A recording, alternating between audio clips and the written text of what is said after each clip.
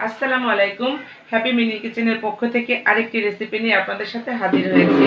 আজকে আমি দেখাবো দেশি মুরগির ঝোল। আর এই দেশি মুরগির ঝোল রান্না করার জন্য আমার যা যা লাগছে, এখানে আমি 1.5 কেজি পরিমাণে দেশি মুরগি নিয়েছি। আর নিয়েছি আদা পেস্ট, রসুন পেস্ট, পেঁয়াজ পেস্ট, হলুদের গুঁড়ো, মরিচের গুঁড়ো, লবণ, ধনে গুঁড়ো, ভাজা জিরার গুঁড়ো, কাঁচামরিচ কুচি, আর হচ্ছে দারচিনি, এলাচ, তেজপাতা, লবঙ্গ, তেল, আর হচ্ছে আলু। আজকের এই দেশি মুরগির ঝোলটা আমি আলু দিয়ে রান্না করব। তো বন্ধুরা, আর কথা না, চলুন আমরা রেসিপিটি শুরু করি। আর একটা কথা বন্ধুরা, আমার চ্যানেলটি যদি আপনারা এখনও সাবস্ক্রাইব না করে থাকেন, তাহলে অবশ্যই চ্যানেলটি সাবস্ক্রাইব করুন, লাইক কমেন্ট শেয়ার করে আমার পাশে থাকুন। আর পাশে থাকা বেল বাটনটি অবশ্যই ক্লিক করবেন, যাতে করে নতুন নতুন ভিডিও দেওয়া মাত্রই আপনারা নোটিফিকেশন পেয়ে যান। আর এই দেশি মুরগির ঝোল রান্নার পুরো প্রস্তুত প্রণালী, বিশেষ করে মশলার পরিমাণটা আমার লিঙ্কে দেয়া থাকবে, ওখান থেকে আপনারা দেখে নেবেন। চুলায় একটি পাতিল বসিয়ে আমি দিয়ে দিলাম তেল। তেলটা গরম হয়ে গেছে, এখন আমি গোটা মশলাগুলো দিয়ে দিলাম।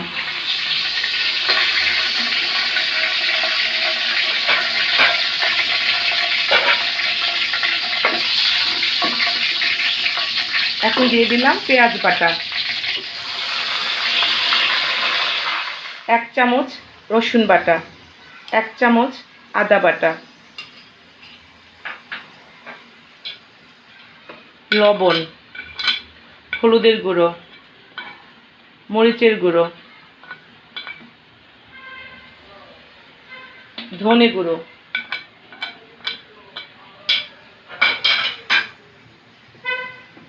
এখন মশলাটাকে খুব ভালো করে কষিয়ে নিতে হবে।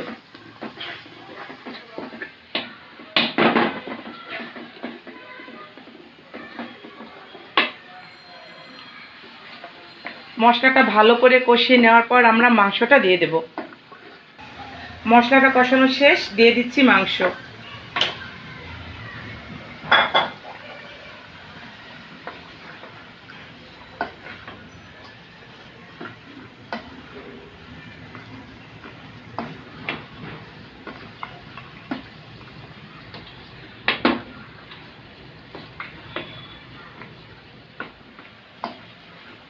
কিছুক্ষণ নেড়েচেড়ে ঢেকে দেব 5 মিনিটের জন্য। চুলার আঁচটা মিডিয়াম আঁচে থাকবে।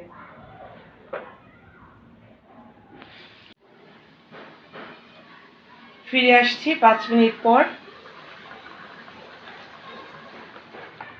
মাংস কষানো হয়ে গেছে, এখন আমি দিয়ে দিচ্ছি আলু।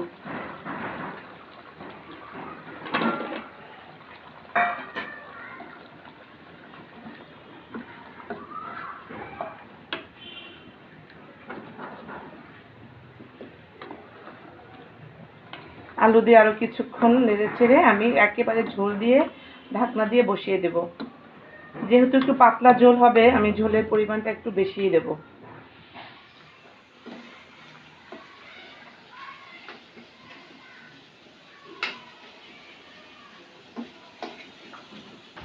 বন্ধুরা, আমি পুরো রান্নাটাতে কিন্তু বাটা মশলা ব্যবহার করেছি। আসলে বাটা মশলার স্বাদটাই আলাদা হয়। তো আপনারা চেষ্টা করবেন বাটা মশলা দিয়ে এই রান্নাটা তৈরি করতে। এখন আমি পানি দিয়ে দিচ্ছি। আচ্ছা, একেবারে ঝোলটা দিয়ে দিব আমি, দিয়ে আমি ঢেকে রাখবো। পাতলা ঝোল, একটু বেশি পরিমাণে ঝোল দিচ্ছি। গরম পানি দিবেন, অবশ্যই গরম পানি দিবেন।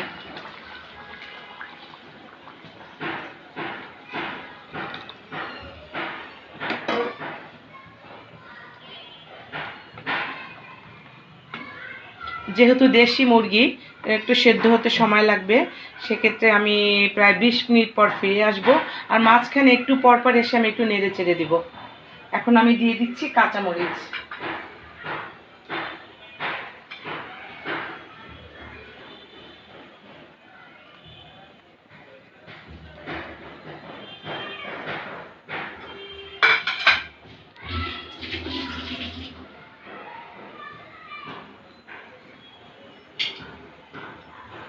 ঢেকে দিচ্ছি। জালটা মিডিয়াম আঁচে থাকবে।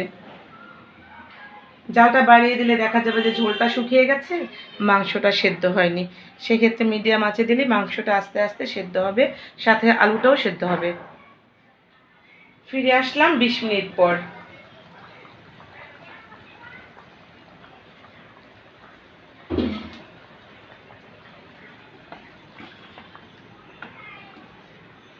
মাংসটা সেদ্ধ হয়ে গেছে, আলুটাও সেদ্ধ হয়ে গেছে। এখন আমি দিয়ে দিচ্ছি জিরার গুঁড়ো। যেহেতু আমি বলেছি দেশি মুরগির ঝোল, তো ঝোলটা একটু পাতলা পাতলাই হবে। আপনারা যদি চান একটু গাঢ় করে খেতে পারেন। এটা হচ্ছে টালা জিরার গুঁড়ো।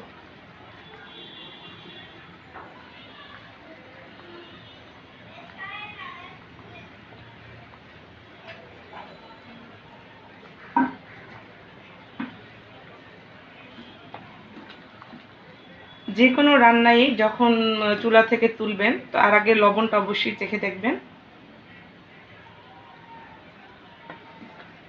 তো হয়ে গেল আমার দেশি মুরগির ঝোল। আশা করি আপনারা বাসায় ট্রাই করবেন। সবাইকে শুভেচ্ছা, ভালো থাকবেন। আল্লাহ হাফেজ।